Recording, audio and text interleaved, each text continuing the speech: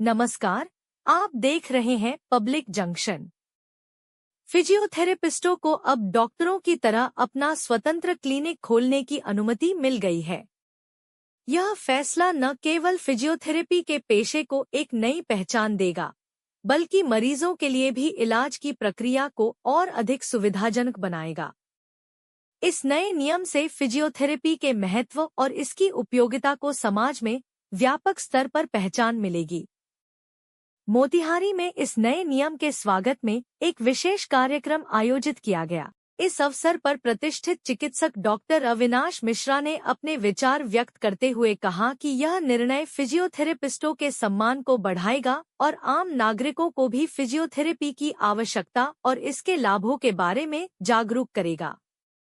इसी कार्यक्रम में अरेराज के जानेमाने फिजियोथेरेपिस्ट डॉक्टर अविनाश मिश्रा भी उपस्थित थे। उन्होंने इस फैसले को फिजियोथेरेपी के क्षेत्र में एक ऐतिहासिक कदम बताया और इसके लिए केंद्र सरकार को धन्यवाद दिया।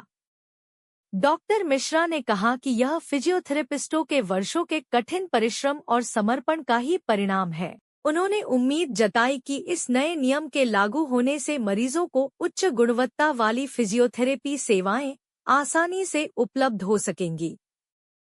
इस कार्यक्रम में doctor Prem Kumar, doctor Amresh Maharshi, doctor Umesh Chandra, doctor Madhavi Ranjan, doctor Aamir Nihal, doctor Satish Kumar, doctor Nadeem Zafar, doctor Ujjwal Kashyap, doctor Rahul Mishra सहित जिले के सभी फिजियोथेरेपिस्ट उपस्थित रहे।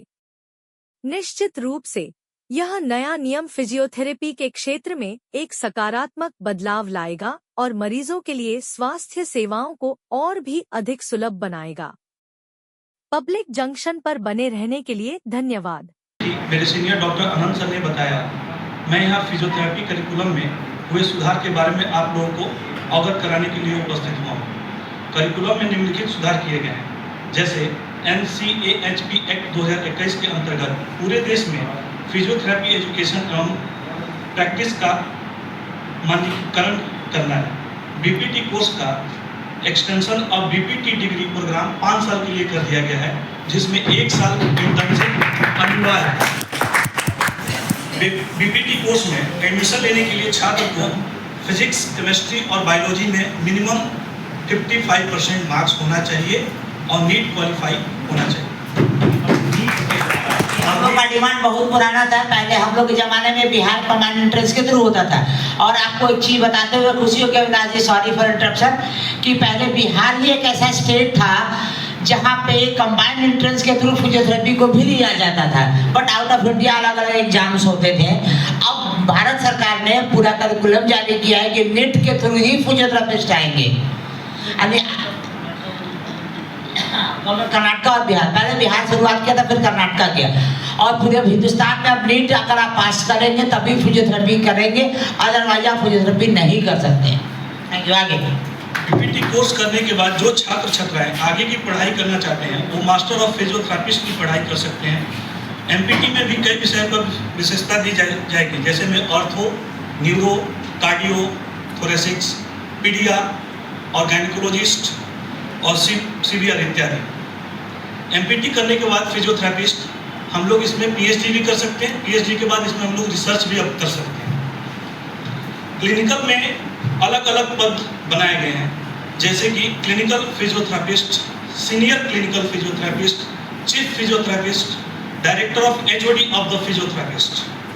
अब एकेडमिक में बात करते हैं तो assistant professor, assistant professor senior, उसके बाद प्रोफेसर, डायरेक्टर के बाद में एडिशनल डायरेक्टर जनरल का भी पोस्ट किया गया है। आपसे ये मिस हो गया है शायद। प्रोफेसर, उसके बाद फिर डीन। और रिसर्च में अगर देखें तो scientist C, scientist D, scientist E, scientist F और साइंटिस्ट G और रिसर्च हेड, ये सारे हैं। और इस सारी बातों को देखते हुए हमारे जो सीनियर ये जो मेहनत किए, ये सब कुछ देखने के बाद काफ़ी खुशी होता है। और एक हरिवंश राय बच्चन का 2-4 पंक्ति याद आता है कि मंजिल मिले ना मिले ये तो मुकद्दर की बात है, मंजिल मिले ना मिले ये तो मुकद्दर की बात है, और हम कोशिश भी ना करें ये तो गलत बात है।